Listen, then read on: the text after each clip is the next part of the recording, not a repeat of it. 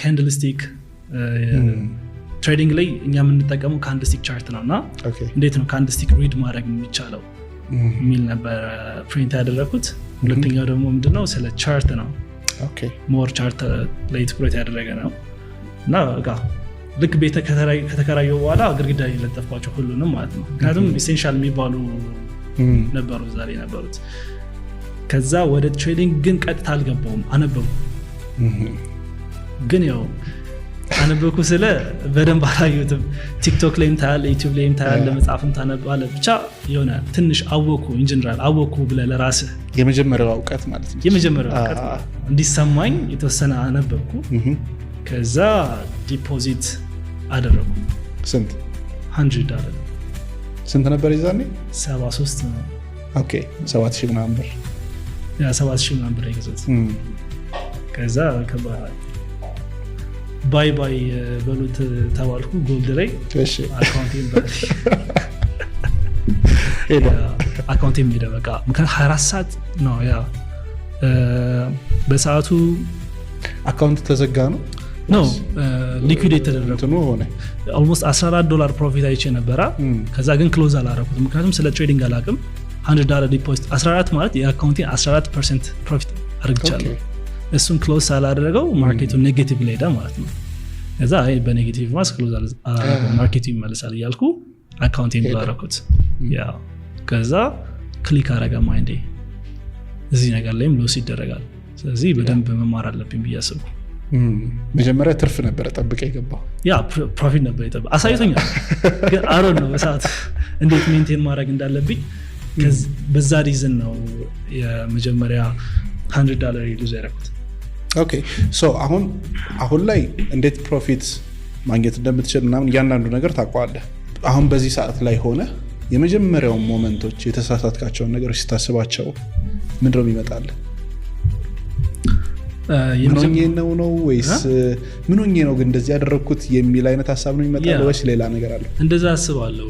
ግን የሆነ አሁን ላይ ወደ ኋላ መለስ ብዬ የመጀመሪያ $100 ሉዝ አደረግ ሳስታውስ ያው በጣም ሞቲቬትድ በጣም ገንዘብ መስራት እንፈልግ ነበር በሰዓቱ። ምክንያቱም እንዳልኩ $14 ፕሮፊት ማለት በሰዓቱ ይመስለኛል ወደ 1000 ብር አካባቢ ነው እና 1000 ብር ደግሞ ማንም አይሰጠኝም በሰዓቱ። ስለዚህ በቃ በዛ ሰዓት ገንዘብ ለመስራት ካለኝ ጉጉት አንጻር ያደረግኳቸው አክሽኖች ናቸው ብዬ የማስበው። ፕላስም ደግሞ ባለማወቅም ጭምር ነው ያደረኩት እና ትምህርት ተምሬበታለሁ።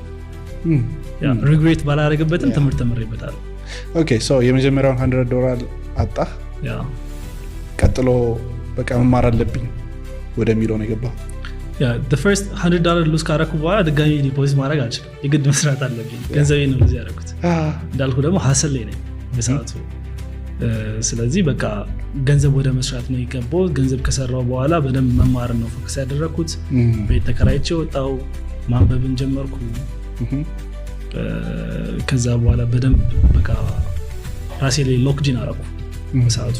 ምክንያቱም እምበላው ካለኝ፣ እምጠጣው እምተኛበት ካለኝ፣ ፕላስ ደግሞ እምሰራበት ቦታም ካለኝ ምንድን ነው የሚያስፈልገኝ? ማንም ሰው መጥቶ አይጠብቀኝም። ስለዚህ 24 ሰዓት አለኝ። በዚህ 24 ሰዓት ውስጥ ሰዓቶችን ከፋፍዬ ራሴን ለመለወጥ መስራት አለብኝ ብዬ ነው ያሰብኩት በሰዓቱ። ኦኬ ሌላ ስራ እየሰራህ ነው? ያ እየሰራህ ከዛ የፎሬክሱን ደግሞ በዚህኛው ማታ ላይ እየገባ እሱን ደግሞ ትማራለህ። ያ በሰዓቱ ምን አደረኩ መሰለ? ልክ ቤት ስከራይ የ3 ወር ነው የከፈልኩት። ከዛ ዴሊቨሪ ስራዬን ቀነስኩት። ኦኬ ከዛ ኤስኤምኤም ላይ ፎከስ አደረኩ፣ የሶሻል ሚዲያ አድቨርታይዚንግ ላይ ማለት ነው። ከዛ በኋላ ኤስኤምኤምን ሞር እሰራለሁ፣ ጎን ለጎን ደግሞ ምን አደርጋለሁ? ትሬድም አደርጋለሁ። ትሬድ አደርጋለሁ ስለ የትሬዲንግ ኖሌጆችን እማራለሁ፣ ኤክስፒሪየንስ ሞር አደርጋለሁ፣ ጆርኒን ደግሞ በደንብ ትራክ አደርጋለሁ በሰዓቱ ማለት ነው። ኦኬ በሰዓቱ ስለ ዴሞ አካውንት ምናምን ምንም እውቀት አልነበረ? አረ ነበረኝ፣ ትሬድ አደርግ ነበረ ዴሞ። ለምን ታዲያ ዲፖዚት አድርገህ ይሄኛው መሞከር አስፈለገ? ያው ዴሞ ሪል ገንዘብ አይደለም፣ በዴሞ ትሬድ አድርቻለሁ። ስለዚህ ምክንያቱም the first የሆነ ወደ ትሬዲንግ ልክ እንደገባ የሆነ ይሄ ፌክ መኒ ነው ተብለ በዛ ፌክ መኒ ትሬድ ስታደርግ ቆይተ ያንን ገንዘብ ግን አዴን ኦፍ ደይ ዊዝድሮ ማድረግ አትችልም። ግን ዊዝድሮ ማድረግ የምችለው ደግሞ በራስ ዲፖዚት ያደረገው ሪል መኒ ነው። ስለዚህ ያ ፈርስት በጣም እንትን ነበርኩም ደግሞ ገንዘቡን ለማግኘት በጣም ፈጥኝ ነበረ። ምክንያቱም ቶሎ ፕሮብለሞችን ሶልቭ ያደርግልኛል ብዬ ስላሰብኩ ማለት ነው። አሁን አንድ ትሬደር ወይ ደግሞ አንድ አዲስ ሰው ወደ ትሬዲንግ ሲገባ ትሬዲንግ ክህሎት ወይንም ስኪል ነው ወይንስ አንድ ሰው በቃ ለትሬደርነት ተፈጥሯል ሊባል ይችላል? ለትሬደርነት ሁሉም ሰው መሆን ይችላል ብዬ አስባለሁ። ግን የመረጠው ሰው ነው መሆን የሚችለው ብዬ አስባለሁ። አንተ ነህ ቹዝ የምታደርገው። ኦኬ ለዚህ ነገር መሆን እችላለሁ አልሆንም የሚለውን ነገር አንተ ነህ ቹዝ የምታደርገው ብዬ አስባለሁ። ምክንያቱም በሰዓቱ ትሬዲንግ በጣም ለኔ ሃርድ በነበረበት ታይም ትሬዲንግ ለኔ አይደለም እንዴ ብዬ አስቤ ነበር በሰዓቱ። ግን ሌላ ሰዎች አድርገው አይቻልም። እዚህ ዋይ ለምን የተለየ ፍጥረት የለንም፣ ፕላስ ደግሞ የተለየ ፋሲሊቲም የለንም። ስለዚህ ከዛ አንጻር እኔ ለምን ማድረግ አልችልም የሚለው ኩዌስችን ወደ እኔ ጋር የመጣውና ሁሉም ሰው የሆነ ሰው ተመርጧል ብዬ አላስብም። አንድ ሰው ካሰበበትና ለዛ ዓላማው አስፈላጊውን መስዋዕትነት የሚከፍል ከሆነ ያንን ነገር የማያገኝበት ምንም አይነት ሪዝን የለም ብዬ አስባለሁ። ትሬዲንግም እንደዛ ነው። አሁን እሺ ትሬደር ስኪል ነው ወይስ ቢዝነስ ነው? ስኪል። እንደ ቢዝነስ የምትሰራው አይደለም፣ ወዲያውኑ አተርፍበታለሁ ብለን የምትገባው ቢዝነስ አይደለም። አሁን ለምሳሌ አንድ ሰው ወደ ትሬዲንግ ኢንዱስትሪ የሚገባ ከሆነ ያንን እንደ አሁን ለምሳሌ አንድ ሰው ኢንጂነሪንግ ዶክትሬት ገብቶ እንደሚማረው ያንን ስኪል በደንብ መያዝ መቻል አለበት። ፎር ኤግዛምፕል ኦኬ ዶክተር ያበላል ብዬ ቀጥታ ሾርት ኮርስ ወስጄ አንድ ሰው ሄጄ ባክም ያ ሰው ሊሞት ይችላል። ስለዚህ አይተርፍም። እንደዛውም ደግሞ ኢንጂነሪንግ ብዬ በቃ ብዙ ነገር ላበላሽ ይችላል። ስለዚህ ትሬዲንግም እንደዚህ ፋስትሊ የምታገኘው ነገር አይደለም። ግን ትዕግስት ሰጥተህ ግን የሚያስፈልገውን ነገር ከተማርክ የምትፈልገው ቦታ ላይ ደግሞ መድረስ ትችላለህ። ስለዚህ at the end of the goal እዛ የምትፈልገው ኖሌጅ እና ኤክስፒሪየንስ ላይ ከደረስክ በኋላ ፕሮፊታቢሊቲ የሚለው ነገር ላይ ከደረስክ በኋላ እንደ ቢዝነስ ደግሞ እሱን ማኔጅ ማድረግ ትችላለህ። ምክንያቱም ያለው ሴት ትሬዲንግን እንደ ቢዝነስ ነው ማኔጅ ያደረኩት ያለሁት። ሉዝ ማድረግም ደግሞ አለ በዛው። እሱንም ኮንሲደር አድርገህ ነው ሜንቴን አደርጋለሁ። ምንድነው ሪስክ ቱ ሪዋርድ ሬሾ አለኝ። ይሄን ያክል ፐርሰንቴጅ ኤቭሪ ማንዝ አገኛለሁ ብዬ አስባለሁ። ማርኬቱ ደግሞ ጥሩ ኮንዲሽን ላይ ካልሆነ ይሄን ያክል ፐርሰንቴጅ ነው ሉዝ ማድረገው የሚል ፕላን አለኝ። ስለዚህ ሎስ ላደርግ እችላለሁ፣ ዊን ላደርግ እችላለሁ። ግን እኔ ካሰብኩት ሬንጅ ውስጥ ያወጣው ምክንያቱም ፕላን አድርግቼበታለሁ ማለት ነው። ኦኬ ትሬዲንግ ህግ አለው? ያ ህግ አለው። ህጎቹን ጥሰህ ታውቃለህ? ያ ጥሼ አውቃለሁ። እስኪ ንገረን ስለ ህጎቹና ስለ ጣስካቸው። ኦኬ ትሬዲንግ ላይ ህጎቹ ምንድን ናቸው? ህጎቹ ሞር ስላንተ ነው፣ ኮንትሮል ስለማድረግ ራስህን ኮንትሮል ስለማድረግ እና ኢሞሽንን ሃንድል ስለማድረግ ነው። ምክንያቱም ወደዚህ ፋይናንሻል ኢንዱስትሪ ውስጥ ስንገባ እዛ ጋር ፍሎት የሚያደርገው ነገር የምታየው ገንዘብ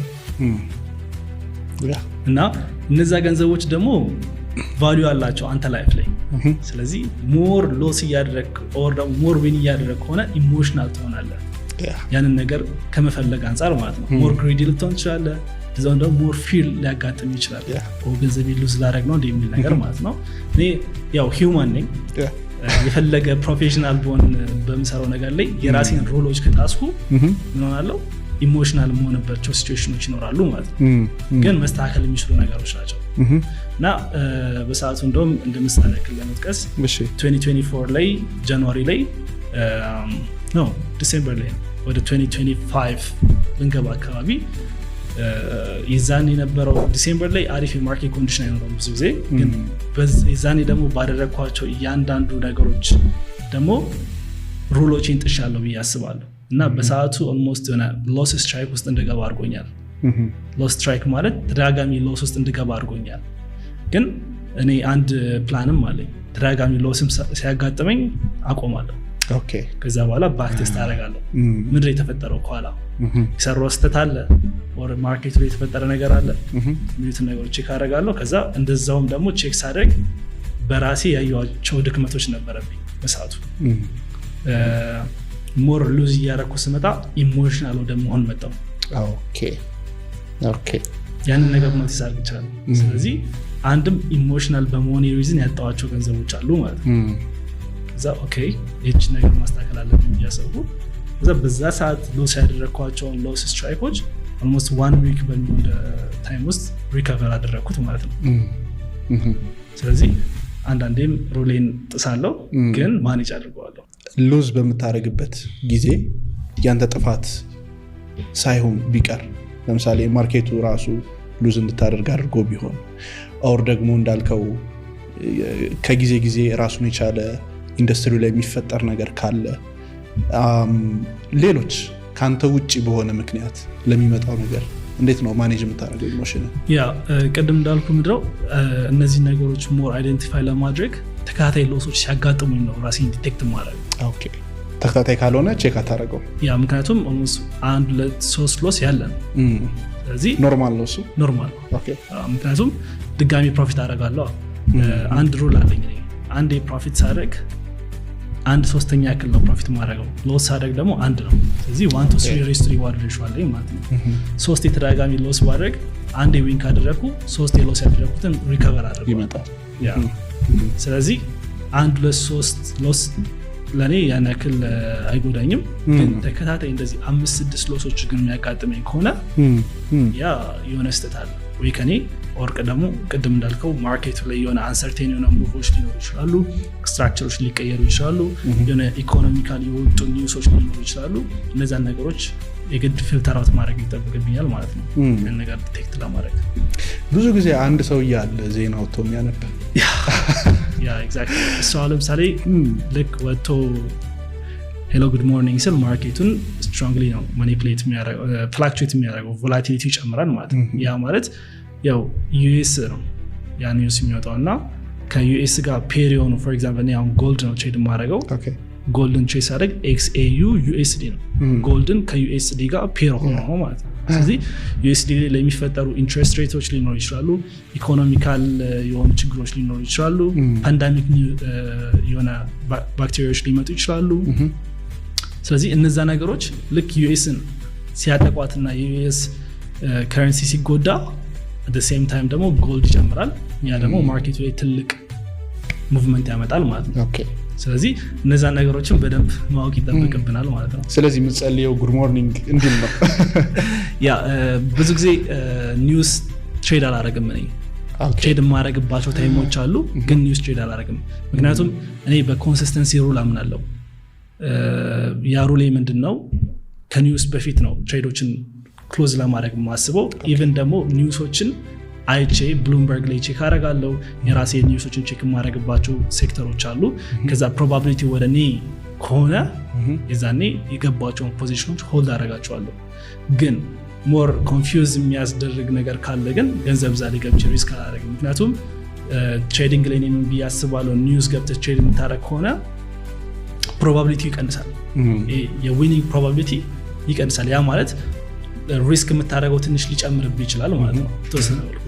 እኔ ደግሞ ያ ከኔ ሩል ውስጥ የለም። አንዳንዴ የማድረጋቸው ነገሮች ሊኖሩ ይችላሉ፣ ግን ከኮንሲስተንሲ ሩሎች ውስጥ የለም። መንዝሊ ራሴን አሁን ኢቫሉዌት ማድረገው በዚህ ኮንሲስተንሲ ሩሎች ውስጥ ነው። ኦኬ ሶ አሁን የፎሬክስ ገበያው ቢሃይንድ ዘ ሲን ከጀርባ ማን ነው ኮንትሮል የሚያደርገው? ቤዚክሊ በዚህ ፎሬክስ ኢንዱስትሪ ላይ ያው የፕራይስ ዳታዎች አሉ። ኦልሬዲ ኢንተርናሽናል እኛ የምንጠቀመው ዳታ ነው። ጎልድ ከሆነ ጎልድ ላይ ገብተህ የምታየው ዳታ ሴም ቲንግ ነው እዛ ላይ የምታየው ማለት ነው። ስለዚህ ሰዎች እኛ ሪቴል ትሬደሮች እንባላለን እዚህ ኢንዱስትሪ ላይ። ለእኛ ደግሞ ይህንን ገበያ በስነስርዓት እንድንገዛና እንድንሸጥ የሚያስተካክሉልን ምኖች ናቸው፣ ብሮከሮች ናቸው። ብሮከሮች ለእኛ ሌቨሬጅ ይሰጡናል። ያ ማለት ዝም ብለን ኖርማሊ ሄደን ባንክ ላይ እነዚህ ነገሮች መገበያየት አንችልም፣ ወይም ደግሞ ትልቅ ሊኩዊዲቲ ፕሮቫይደር ጋር ሄደን መገበያየት አንችልም። የግድ ካፒታል ያስፈልገናል። ሌቨሬጅ የኛን የምናስገባውን ገንዘብ ሌቨሬጅ አድርጎ ማርኬቱ ላይ የሚያቀርብልን አንድ ብሮከር ያስፈልጋል ማለት ነው። ስለዚህ በሊኩዊዲቲ ፕሮቫይደር እና በእኛ መካከል ምን አለ? ብሮከሮች አሉ ማለት ነው። ስለዚህ እነዚህ ብሮከሮች ለእኛ ምንድነው ፕሮቫይድ የሚያደርጉት? የተሻለ የትሬዲንግ ኮንዲሽን። ያ ማለት ኮምፎርታብል የሆነ የትሬዲንግ ኮንዲሽን ፕላትፎርሞች ሊሆን ይችላል። ቶሎ ኮንትራክትን ስከፍትና ስዘጋ ፋስት እንዲሆንልን ሊሆን ይችላል። ፕላስ ደግሞ የሆነ ሜታትሬደር 4-5 የሚባሉ ፕላትፎርሞች አሉ። ሞር ትሬድ ስታደርግ ትሬዶችህን ማኔጅ እንድታደርግ ሜንቴን እንድታደረግ የሚጠቅሙ ማለት ነው። እነዛን ነገሮችን በዛው ፕሮቫይድ ያደርጉልናል ማለት ነው።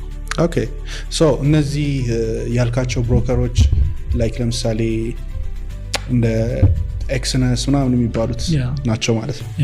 ኦኬ እሺ ወደ ፎሬክስ እንምጣና ፎሬክስ ይቀላል ወይስ ክሪፕቶ ከረንሲ? ቤዚክሊ እኔ ክሪፕቶ ከረንሲ ትሬድ አርግቼ አላቅም በብዛት ግን ትሬድ አረጋለሁ። ፈርስት ታይም አካባቢ ነው በደንብ ቼክ ሳደርግ የነበረው። ግን ፐርሰናሊ ከጠየቅኝ ግን ለእኔ ፎሬክስ ትሬዲንግ በጣም ኮምፎርታብል ነው። ግን ክሪፕቶ ከረንሲ ላይም እንደዛውም ኢንቨስት ማድረጋቸው አሉ። ቢትኮይን ላይ ኢንቨስት አደርጋለሁ፣ አንዳንድ ክሪፕቶ ከረንሲዎች ላይም ኢንቨስት አደርጋለሁ። ግን እኔ ኮምፎርታብል ሆኜ ኤቭሪ ሲንግል ማንዝ የተወሰነ ያክል ፐርሰንቴጅን እኔ ጀነሬት የማደርገው በፎሬክስ ትሬዲንግ ነው። ስለዚህ ፎሬክስ ትሬዲንግ እዛ ላይ ነው የምትሰራው። ኦኬ ሶ እሺ በፕሮፌሽናል በሆነ ትሬደር እና ተራ ወይንም ኖርማል በሆነ ትሬደር መካከል ያለ ቤዚክ የሆነ ልዩነቱ ምንድን ነው? ፕሮፌሽናል ወይም ደግሞ ፕሮፊታብል ከሆነ ትሬደር እና ፕሮፊታብል ካልሆነ ትሬደር መካከል ያለውን ልዩነት ብዬ የማስበው ኤክስፒሪየንስ ነው እና ኖሌጅ። ምን አይነት ኖሌጅ ነው የሚያውቀው፣ ያንን ኖሌጅ ምን ያክል ኤክስፒሪየንስ አድርጎታል። ስለዚህ በሁለቱ ጋፕ ያለው ብዬ እሱ ነው። ግን በጣም ፕሮፊታብል ከሆነ ደግሞ ያ ሰው ኤክስፒሪየንስ ካደረጋቸው ብዬ ከምጠቅሳቸው ነገሮች ውስጥ አንዱ ገንዘብም ጭምር ነው። ማለት ገንዘቦች ፍሎት ሲያደርጉ ኔጌቲቭ እና ፖዚቲቭ ሲገቡ ያ በጣም ሞር ኤክስፒሪየንስ ካደረጋቸው በቃ ፕላንን ነው ፎሎ የምታደርገው። ምንም ከገንዘቡ ጋር ያለ አታችመንት የለም። ግን ቢግነር ትሬደር ስትሆን ደግሞ ብዙ ነገሮችን እንደ አንድ ነው ስቴፕ እያደረግ የምንጀምራቸው እና ልክ ገንዘቡን አስገብተህ ፍሎት ሲያደርግ በዚህ ነገር እኮ የቤት ኪራይም ከፍልበት ነበረ ምናምን ነገር ልክ ፕሮፊት ታይም ስታይ ደግሞ ባወጣው እኮ የሆነ ነገር ገዛበታለሁ። ስለዚህ በስነ ስርዓት ፕላንን ፎሎ እንድታደረግ አያደርግም ውስጥ ላይ ያለው ኢሞሽን ማለት ነው።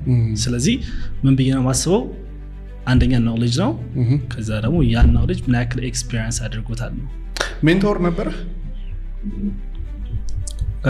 ሜንቶር ሳይኮሎጂካሊ ሜንቶር ያደረገ ልጅ አለ። ግን ኖሌጅሊ ራሴ ነው ሜንቶር ያደረጉት። ሳይኮሎጂካሊ እንዴት? ሳይኮሎጂካሊ ማለት ልክ ትሬዲንግ ላይ ከመጣው በኋላ የተማርኳቸው ኖሌጆች አሉ። ለምሳሌ ኢንተርኔት ላይ ያሉ የአሜሪካ ትሬደሮች አሉ። ኦልሞስት ቶፕ ትሬደር የሚባሉት የእነሱ ኮርሶች አይቻለሁ።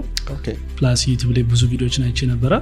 እንደዛውም ደግሞ ኖሌጁን ከያዝኩ በኋላ ከራሴ ላይፍ ጋር ላመጣው አልቻሉ። ስለ የሆነ ሊንክ ላይ ያደረግልኝ አልቻለም። ምን ነበረ ጋፑ? ሳይኮሎጂ ነበረ። ያ ማለት የራሴ ላይፍ አንደርስታንድ አድርግቼው አምኜ የተቀብዬ ሪስክ አደራረጌ ላይ ጎበዝ አልነበርኩም። ፕላስ ደግሞ ትሬዲንግ ምን ያስፈልጓል የሚባሉ ነገር ላይ ኖሌጅ ብቻ ነበር የሚመስለኝ እና ትልቁ ፓርት ኖሌጅ እንዳልሆነ እንድረዳ አድርጎኛል በሰዓቱ። እና በዛ ሰዓት ላይ የሆነ አንድ ግሩፕ ነበረን፣ 4 ልጆች ነን ከኔ ጋር 4 ማለት ነው። ከዛ እዛ ግሩፕ ውስጥ ስለ ትሬዲንግ እናወራለን። አንድ ከኛ ኤክስፒሪየንስ ያለው ልጅ አለ፣ ሳይኮሎጂ ላይም ኖሌጅ ላይም ፕላስ ፕሮፊታብል ነው። ስለዚህ አድቫይስ ያደረገን ነበረ እንዲያደርጉ እንደዚህ ያታርጉ እያለ። ከዛ በዛ ሰዓት የእሱን አድቫይስ የተቀበል እናደረግ ነበሩ ሁላችንም።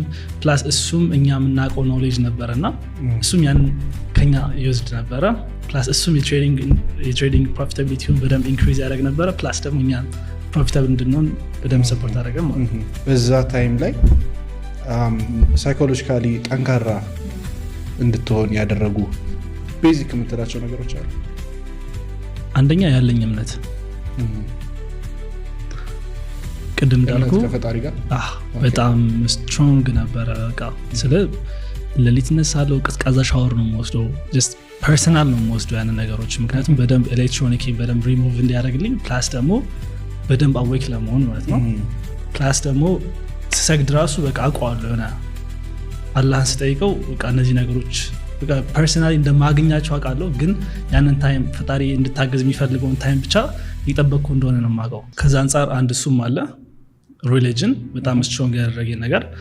ሁለተኛ ያለኝ ግብ ፊውቸር ግብ ያለ አይደል ያንግ ሚሊዮነር መሆን ፈልጋለሁ በሰዓቱ። ያ ኦኬ ሞስ በቃ ያንግ ሆኜ ሚሊዮኖችን መስራት ፈልጋለሁ። ፕላስ ደግሞ ፋሚሊንም ሄልፕ ማድረግ ፈልጋለሁ። እንደዛውም ደግሞ ሶሳይቲም ከኔ የሚጠበቅ ነገር ካለም ደግሞ ማድረግ ፈልጋለሁ። እና ከዛ አንጻር በጣም ኤቭሪዴይ የማድረጋቸው ነገሮችን በሙሉ አይ ነበር። ሞቲቬሽናል በጣም አንድ ሄልፕ ካደረገኝ ኢትዮጵያ ኢንስፓየር ኢትዮጵያ የሚባል ስንወርቅ የእሱ ልጅ ማለት ነው በሳውንዱ አውርደውና ማለት ነው ጠዋት አላርሜ እሱ ከዛ በደንብ አድርጎ ነው የሚኮረኩመኝ ችግሬን ነው የሚነግረኝ ማለት ነው። ከዛ ከእንቅልፌማ ሲበልጥብኛል እላለሁ እነሳለሁ ማለት ነው። እንደዛ ነበር ማድረግ የነበረው። ምን ያህል ጊዜ ቆየህ መጀመሪያ ከጀመርክበት ጊዜ ኢትዮጵያ ውስጥ ምን ያህል ጊዜ ነበር የቆየው? ኢትዮጵያ ውስጥ ፎሬስት ትሬኒንግ ከጀመርኩ ኦልሞስት አንድ አመት ከምናምን ቆይቻለሁ። ምን ነበር እንድትወጣ ምክንያት የሆነ? ወደ ዱባይ ያው ቤዚክሊ እዚህ ያለው ፕሮፊታብል ሆንኩ። ያው ፕሮፊቶችን ማየት ጀመርኩ። ምንም ያክል ስሞል ቢሆኑም በሰዓቱ ለእኔ ፕሮፊት ናቸው። $500 $1,000 $1,500 እያለ ማድረግ ጀመረ። ሪስኬንም እየጨመርኩት መጣው። ከዛ በዚህ አጋጣሚ ድሮ ምን አድርግ ነበር መሰለ ኤርፖርት ሄጄ ይቀመጥ ነበር።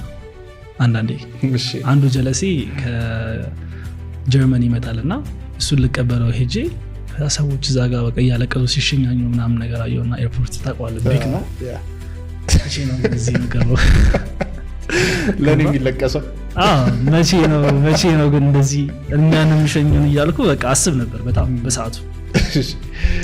እና ቁጭ እላለሁ ቁጭ ብዬ ማኒፌስት ነው የማደርገው ገብቼ ሲሄድ ምናምን ነገር ማለት ነው። ከዛ የሆነ ሰዓት ላይ በጣም ገንዘብ ይሰራው ነበር። ከዛ ሰርች ማድረግ ጀመርኩ ዱባይ ለምንድን ነው ትራቨል ማናረገው? ብቻዬን አልነበረ የምሰራ የነበረው ከወንድሜ ጋር ነው። እና እሱም the same psychology ነው ያለው the same mindset ነው ያለው። በጣም በቃ ላይፍ ውስጥ ፖዚቲቭ የሆኑ ሰዎች ያስፈልጋሉ ብዬ ለሰው ሰጀስት የማደርግበት አንዱ ሪዝንም የኔ ወንድም እንደ ምሳሌ ነው መጥቀስ ፈልገው ማለት ነው። እና ከዛ አንጻር ለምን ዱባይ አንሄድም ብለን አሰብን። ከዛ ሪሰርች እናድርግ ስናየው መሄድ እንችላለን። ስለዚህ በጣም ያን ያክል ኤክስፔንሲቭ አልነበረም የዛ ሰዓት ከነበረኝ ካፒታል አንጻር ማለት ነው። ወደ ዱባይ ሄድኩ ለአንድ ሳምንት። ከዛ በኋላ ፊልም ነው አይቼ መጣሁት። ፊልም ኢን ሪል ላይፍ ማለት ነው። ስለ ያሉት ቢልዲንጎች ሱፐር ካር ፕላስ ደግሞ ሞቲቬሽኑ ፕላስ ጽዳቱ ኤቭሪቲንግ ብሮ እዚህ ቦታ መኖር አለብኝ ብዬ ያልኩት። ምክንያቱም የሆነ ከፍ ያለ ሞቲቬሽን ያስፈልገኝ ነበር በሰዓቱ። እዚህ ያለው ራሱ በቀን $100,000 $150,000 ሰራለሁ በቀን ማለት ነው በዛ ኤጅ። እና ስንት ዓመት ነበር የዛ ሰዓት? 19 ነው 20 ዓመቴ ያለው። ከዛ ወደ ዱባይ ሄድኩ። ከዛ ልክ በ20 ዓመቴ መጨረሻ አካባቢ ወደ ዱባይ ሙቭ አደረኩ። ከሁለት ወር በፊት ማለት ነው። ከዛ ዱባይ መኖር ጀመርኩ። ትሬዲንግ ላይ ሰው ሰራሉ ብሎ ወደ ዱባይ ሙቭ ከማድረጉ በፊት የሆነ ያክል ሊኩዊድ ሊኖር ይገባል ብዬ አስባለሁ። አንድ ዓመት 2 ዓመት በደንብ ሊያስችል የሚችል ከዛ ግን ስትሄድ እንትኑ ነው ሞቲቬሽኑ ነው ሞር የሚለይብኝ ዱባይ። እንዴት? በቃ ከኔ እድሜ የሚያንሱ ልጆች አሉ ቤዚክሊ በራሳቸው እርን ያደረጉ ፖርች 911 ላምበርጊኒ ኤስቪጄ ምናምን የሚነዱ። ስንት ዓመታቸው? 18 16 20 አንድ ልጅ አለ 20 እና ያን ጋር አለውም ትላለህ። አንድ ማወቅ የምፈልገው አብዛኛው ትሬደር ፕሮፊታብል ሲሆን ከሀገር ይወጣል። ለምንድን ነው? የሌሎችን ምክንያታቸውን ባላቅም ፐርሰናሊ እኔ ለምንድን ነው ከሀገር የወጣሁት? ያው ዱባይ በጣም ሞቲቬት ከሚያደርጉኝ ሀገራቶች ውስጥ አንዱ ነው። አንድ ሳምንት ስላየኸው the first week በጣም የሚለይ ነበረ። እሱ አንድ ራሱን የቻለ ሞቲቬት አድርጎኛል። ፕላስ ደግሞ በደንብ ሞር ሪስክ ቴክን ለማድረግ ነው ወደዛ የሄድኩት። ምክንያቱም ሞር ሪስክ ቴክ ባደረግኩ ቁጥር ሪዋርድም እንደዛ ጨምራል ብዬ አምናለሁ። እና ደግሞ የማያቸው ነገሮች የሚሄድባቸው ቦታዎቹ በሙሉ ለእኔ እንደ ሞቲቬሽን ሄልፕ ያደረጉኝ ነበር በሰዓቱ ስቲል አሁንም ጭምር ማለት ነው። ለዛም ሪዝን ነው ወደዛ የገባሁት። ዱባይ እንዴት አገኘህ? ፈርስት ታይም ዱባይ እንደሄድኩ ቅድም እንዳልኩ አላት ፈርስት ዊክ በጣም የሚገርም ነበረ። ያው ዱባይ በጣም ከሚያምሩ ሲቲ ወይም ደግሞ ከሚያምሩ ሀገራቶች ውስጥ አንዱ ዱባይ ነው። እና ያው ላይፍ ስታይሉ በጣም ይለያል። ሌክዥሪ ላይፍ ስታይል ነው ያለው። እዛ መታያቸው ሱፐር ካሮች በሙሉ ድሪምስ አረጋቸው የነበሩ ናቸው። ድሮ በ16 በ17 ዓመቴ እንቅልፌን ተኝቼ ማያቸው መኪናዎች ነበሩ። ምክንያቱም እነዛ ፊልም ላይ ስለምናያቸው ፕላስ ደግሞ የምናያቸው እነዚህ ሰማይ